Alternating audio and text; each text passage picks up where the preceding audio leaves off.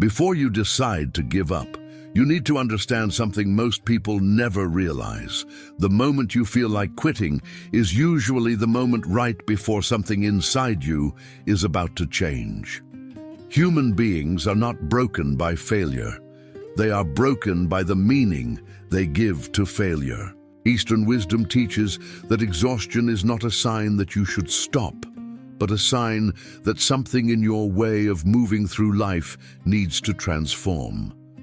Monks say, when the path feels impossible, it is not the path that must change, it is the walker. Right now, you may feel tired in a way that sleep does not fix.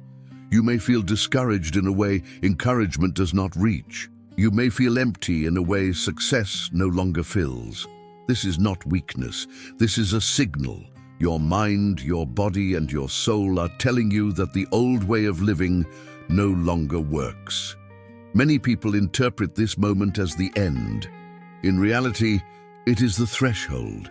Most people quit not because they cannot continue, but because they cannot continue in the same way. And they do not know that changing the way is possible. The mind is powerful, but it is also a storyteller. It tells you stories when you are tired. It tells you that you are behind, that you wasted time, that others are ahead, that you missed your chance, that you are not strong enough, not smart enough, not lucky enough. These stories feel real because they are repeated, but repetition does not make them true. Monks teach that the mind is like a cloudy sky. Thoughts are clouds. You are not the clouds, you are the sky. When you believe every thought that appears, you live in permanent storm. When you learn to observe them, the storm passes. Right now, your mind may be telling you that stopping would bring relief. But what it is really asking for is rest, not surrender. There is a difference. Rest is intelligent, surrender is final. Rest renews, surrender erases. Most people confuse the two. They think quitting is the only way to stop the pain. But pain does not come from effort alone. It comes from resistance, from forcing yourself to live a life that no longer fits who you are becoming. Tibetan wisdom says, when the shoe no longer fits, do not blame the foot. Your exhaustion may not come from the journey itself, but from carrying expectations that are no longer yours. Many people give up on their dreams not because the dream is wrong, but because the version of themselves who started the dream no longer exists. And instead of updating the dream, they abandon it. You are allowed to evolve. You are allowed to change direction without changing your purpose. You are allowed to rest without declaring defeat. The problem is not that you are tired. The problem is that you think being tired means you are failing. It does not. It means you have been strong for too long without enough gentleness. Zen teaches that a tree does not break because of the storm. It breaks because it refuses to bend. If you do not bend, you will break. Bending does not mean quitting. It means adapting. It means letting go of the idea that everything must look a certain way by a certain time. Right now, you might feel like your life is not working. But often when life stops working, it is because it is being rearranged. The mind hates uncertainty. It prefers familiar pain to unfamiliar possibility. So when change approaches, the mind interprets it as danger and sends you the signal to stop, to quit, to retreat. But monks teach that the edge of the known world always feels like fear. Growth is uncomfortable by nature. If you wait to feel confident before you continue, you will wait forever. Confidence is not the cause of movement. Movement is the cause of confidence. You do not walk because you believe. You believe because you walk. There is also something important you need to hear. You are not behind. There is no universal timeline. There is no correct age to succeed, no deadline for becoming who you are meant to be. The idea that you are late is a story created by comparison. Comparison is poison. It turns your unique path into a race you were never meant to run. Eastern teachings say, the sun and the moon do not compete. They shine when it is their time. When life brings you to your lowest point, the mind immediately interprets it as failure. But Eastern wisdom teaches something radically different. Collapse is often not the end of the road, but the end of illusion. Monks say that breakdown comes when a false structure can no longer support the weight of who you are becoming. The pain you feel now is not random, it is precise. It is pointing to what no longer works. Many people believe transformation feels like progress, clarity, and motivation. In reality, transformation often begins with confusion, exhaustion, and the feeling that nothing makes sense anymore. Zen masters teach that before awakening comes disorientation, before clarity comes chaos, before renewal comes emptiness. If you feel lost, it may be because the old map no longer applies, and instead of receiving a new map, you are being asked to learn how to walk without one. The mind resists this deeply. It wants certainty, it wants guarantees, it wants to know how long the pain will last and what the reward will be. But growth does not operate on the mind's schedule. Tibetan wisdom says, the seed breaks before it grows, that breaking feels like loss when you are inside it. From the outside, it is preparation. One of the reasons people give up at their lowest point is because they misinterpret discomfort as danger. The nervous system is not designed to differentiate between growth pain and threat. It only feels intensity. So when you step into a phase of inner change, the body reacts as if something is wrong. Anxiety rises, doubt appears, old fears resurface. The mind starts producing thoughts like, this isn't working, I should stop, I'm not cut out for this. These thoughts are not truth, they are resistance. Monks teach that resistance is strongest right before surrender to truth. This is why so many people quit just before a breakthrough. They mistake resistance for a sign to retreat, when it is actually a sign that the old self is losing control. Another reason low moments feel unbearable is because they strip away distraction. When life slows you down, removes external validation, or takes away what you relied on, you are left alone with yourself. For many people, this is terrifying. They have never had to face their inner world without noise, but monks train for this moment intentionally. They sit in silence, not to escape pain, but to meet it. They understand that what you avoid grows stronger, and what you face loses power. Your lowest moment is often the first time you are truly present with your own life.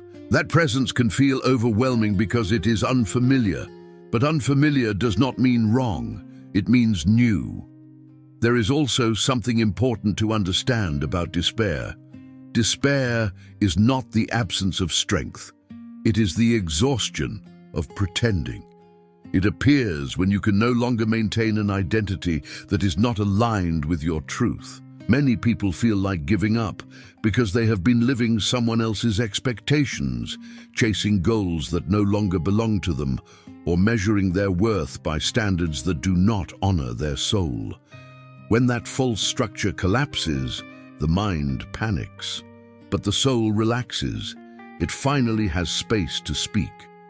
The problem is that the soul speaks quietly, while fear shouts. If you only listen to the loudest voice, you will miss the most important message. Zen teaches that truth whispers. Another reason the lowest moment feels so final is because the mind uses absolute language when it is tired.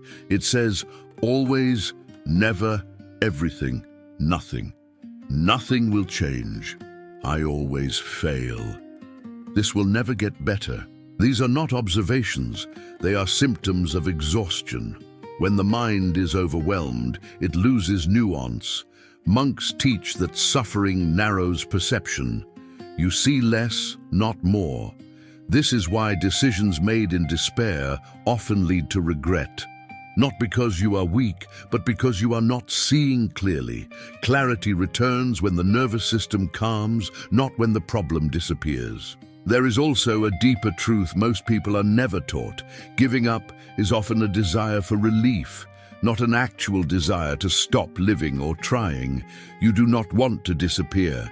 You want the pain to stop. You want the pressure to ease. You want the weight to be lifted. And the mind offers quitting as the fastest solution. But relief gained through escape is temporary. Relief gained through realignment is lasting. Monks say that one of the greatest misunderstandings about perseverance is the belief that continuing means pushing harder.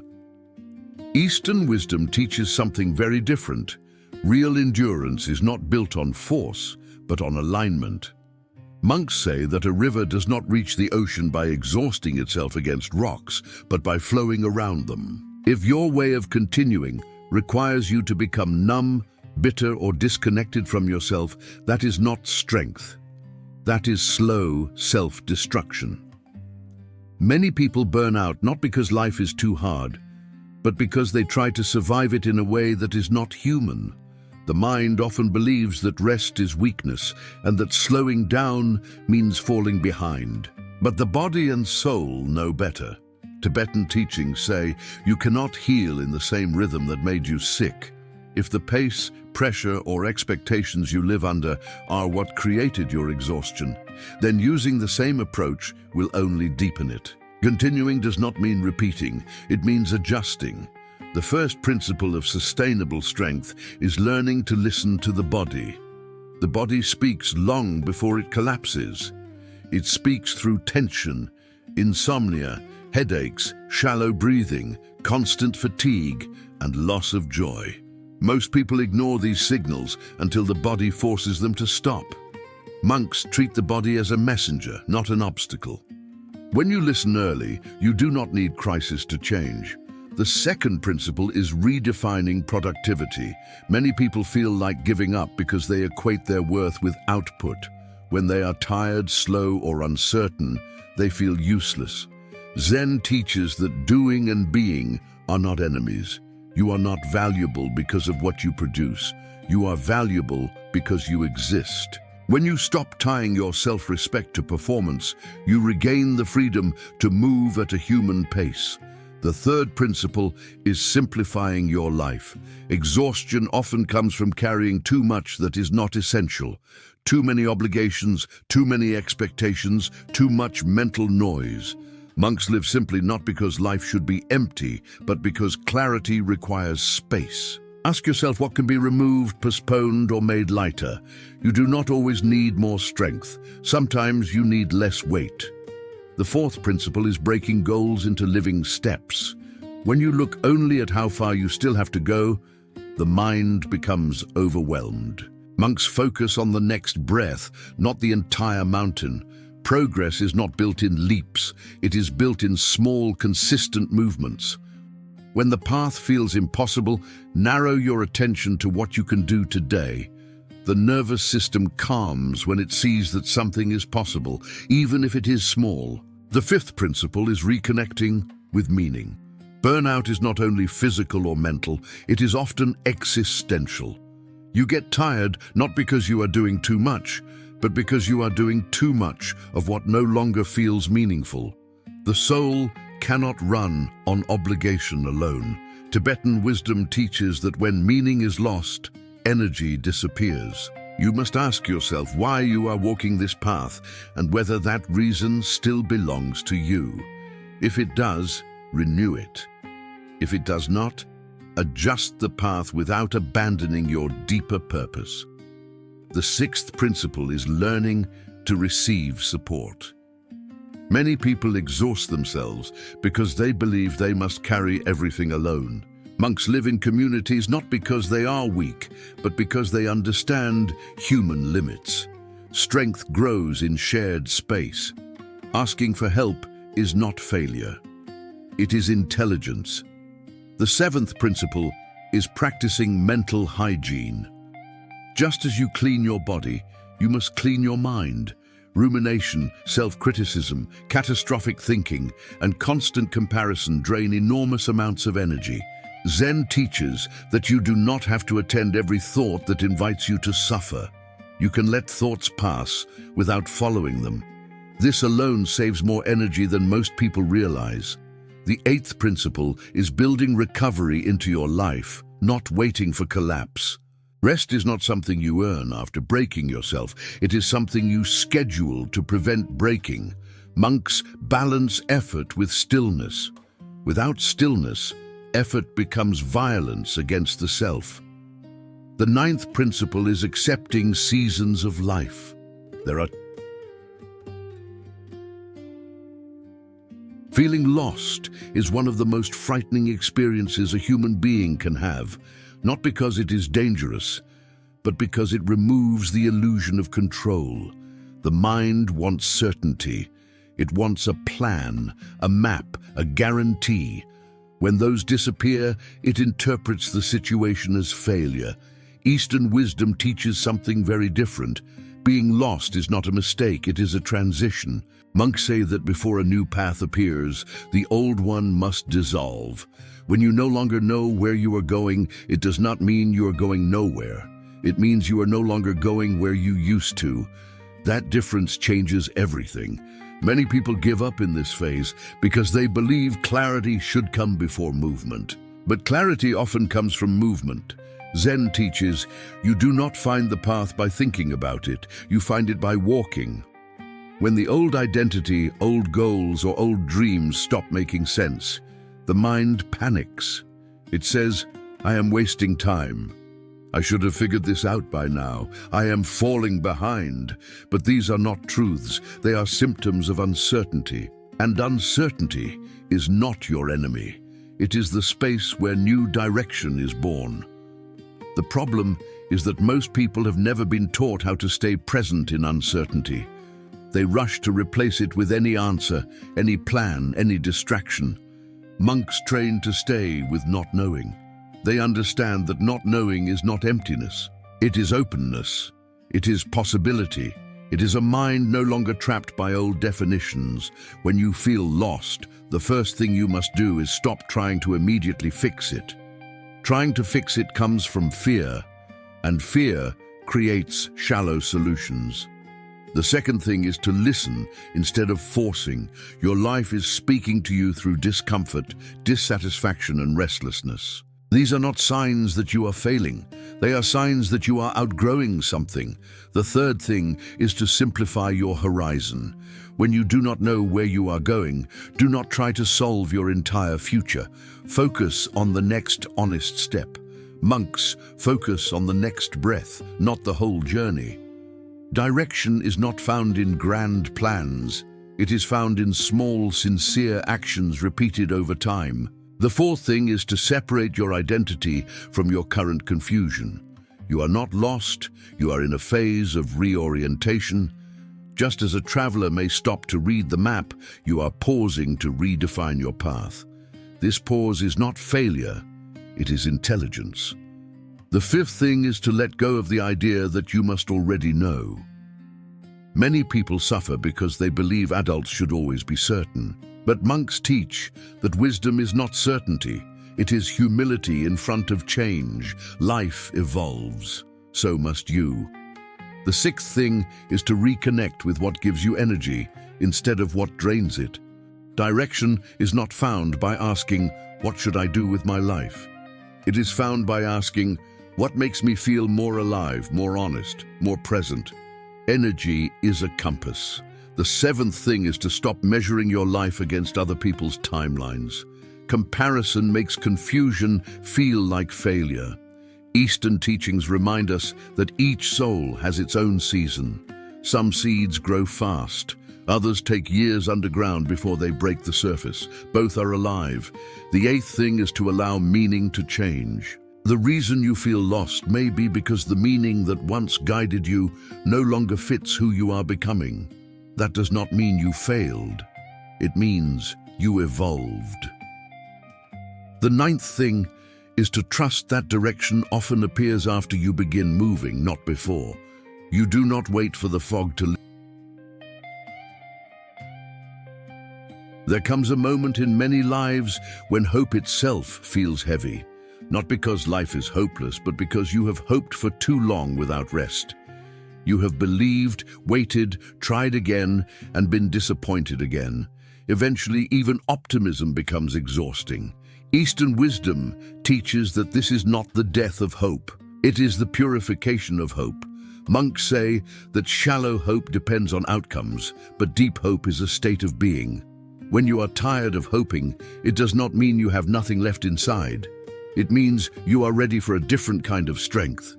Many people think hope means feeling positive. In reality, hope often begins when you stop pretending to feel positive.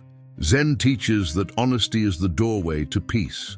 When you admit that you are tired, discouraged, or empty, you stop fighting your own experience. And the moment you stop fighting, you save energy. The first step in rebuilding hope is letting go of false optimism. False optimism says everything will be fine while ignoring reality. True hope says, this is hard, and I am still here. Monks do not deny suffering, they sit with it.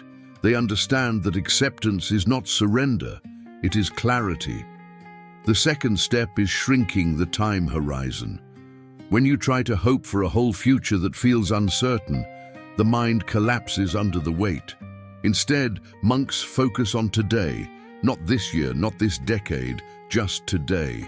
You do not need hope for your entire life. You need enough strength for this day. When today is too much, you focus on this hour. When this hour is too much, you focus on this breath. Hope grows in small containers. The third step is redefining what hope means. Many people think hope means believing things will turn out exactly as they want. That is not hope. That is control disguised as faith. Tibetan wisdom teaches that real hope is trusting that life can still surprise you in good ways, even if you do not know how or when. It is openness, not certainty. The fourth step is reconnecting with what is still alive in you. Even in the darkest times, something in you still wants to eat, to sleep, to listen to music, to look at the sky, to talk to someone. That is not weakness. That is life. Monks teach that life force is intelligent. It moves toward healing even when the mind is tired. Pay attention to what still brings a small sense of relief or warmth. That is where hope quietly hides. The fifth step is stopping the war with yourself. Many people are exhausted not only by their circumstances, but by their own self-judgment. They tell themselves they should be stronger, further, better by now. This internal violence drains more energy than any external problem. Zen teaches that you cannot heal in an atmosphere of self-contempt. Kindness toward yourself is not a luxury, it is a survival skill. The sixth step is allowing help without shame. Hope does not have to be rebuilt alone. Monks live in communities because they understand human limits. Letting someone support you does not mean you failed. It means you are human. Sometimes hope enters your life through another person before you can feel it yourself. The seventh step is returning to simple rituals. When life feels meaningless, do not look for big inspiration. Look for small structure. Make your bed. Drink water slowly. Walk for 10 minutes. Breathe consciously. Light a candle. These are not meaningless acts. They tell your nervous system that life is still happening, that you are still participating. Monks build their entire lives on simple, repeated actions because stability is born from rhythm. The eighth step is remembering that hopelessness is a state, not a prophecy. When you are inside it, it feels permanent. But no emotional state is permanent. Zen teaches that all states arise and pass. The mind lies when it says, "This will never change." It has no proof, only fatigue. The ninth step is separating your identity from your current pain. You are not your depression. You are not your exhaustion. You are not your failure. These are experiences, not definitions. Monks train to observe experiences without becoming them. This distance creates space for hope to return. The final step is trusting movement more than motivation. You do not wait to feel hopeful to act. You act, and hope follows. A small action changes the nervous system. A changed nervous system changes perception. A changed perception allows hope to breathe again. You do not need to see the whole path. You only need to take the next honest step. When you are tired of hoping, stop trying to feel hopeful. Focus on staying present. Focus on staying kind. Focus on staying alive to this moment. Hope will not return as a loud emotion. It will return as a quiet willingness to continue. And that is enough. In the final part, we will bring everything together and talk about how to live in a way that does not lead you back to this point again, and how to build a life that does not require you to keep starting over from exhaustion. The ultimate goal is not to survive one more crisis. It is to build a life that does not constantly push you to the edge of giving up. Eastern wisdom teaches that suffering does not come only from pain, but from living in ways that violate your own nature. Monks do not seek happiness through accumulation or constant achievement. They seek harmony, and harmony is not dramatic. It is quiet, stable, and sustainable. When your life is built on values that respect your limits, you do not need to keep escaping it. You can live inside it. The first foundation of such a life is honest self-knowledge. Many people build their lives around who they think they should be instead of who they are. This creates constant inner conflict. Zen teaches that peace begins when you stop arguing with your own nature. Know your rhythms, know your limits, know what nourishes you and what drains you. Design your life accordingly. The second foundation is right relationship with time. You are not meant to live in permanent urgency. Monks move slowly, not because they are lazy, but because they understand that depth requires time. When everything is rushed, nothing is integrated. When you live as if you are always late, your nervous system never rests. A life that does not require escape is a life that allows you to breathe. The third foundation is choosing values over pressure. Pressure comes from outside. Values come from inside. If your life is guided only by pressure, you will always feel trapped. If it is guided by values, you will feel anchored even when things are difficult. Tibetan wisdom teaches that a person who knows why they walk can endure almost any terrain. The fourth foundation is simplicity. Complexity is not a sign of importance. It is often a sign of disconnection. Monks live simply to protect clarity. You do not need a complicated life to have a meaningful one. You need a life that leaves you space to feel, to think, and to rest. The fifth foundation is regular recovery. Do not wait until you collapse to rest. Rest is not a reward, it is maintenance. Just as you would not drive a car without ever stopping for fuel, you cannot live without pauses. Build rest into your days, not just into your vacations. The sixth foundation is honest relationships. Relationships should be places of refuge, not additional battlefields. Choose people who respect your boundaries, your pace, and your humanity. And be that person for others. Monks teach that harmony in relationships begins with harmony inside the self. The seventh foundation is meaningful contribution. A life feels heavy when it feels pointless. You do not need a grand mission to have meaning. You need to know that something you do helps someone or makes something better even in a small way. The eighth foundation is acceptance of impermanence. Nothing stays the same. When you accept this, you stop trying to freeze moments, identities, or stages of life. You adapt instead of resist.